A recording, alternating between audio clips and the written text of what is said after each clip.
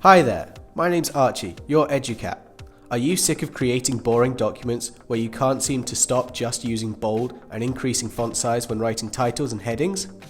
Well, stop. Start using styles. Ooh. You can access them using the Styles panel in the Home section on Word. To access a wider variety of styles, click this little button here to open the drop-down menu.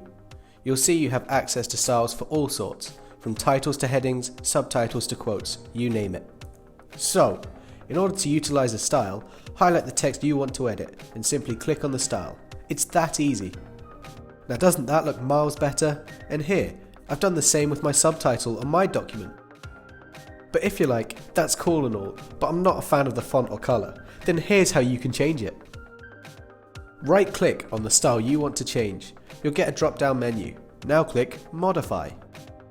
You'll get this box pop up where you have access to editing the font, size, colour and much more. If you want more specific options, you can click the Format button in the bottom left corner of the box.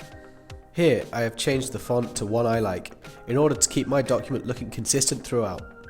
You can choose to save the updated style for further use within your Styles panel, and have the option to have the style automatically update to the newer version throughout the document. Hit OK and you're good to go. Now doesn't that look so much better?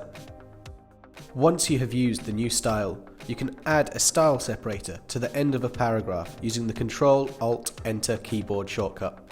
You can utilize this symbol on the paragraph panel to see where these separators are located within your document. Awesome!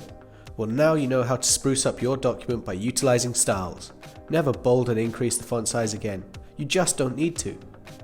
I've been Archie, your EduCat. See you next time for more tips and tricks.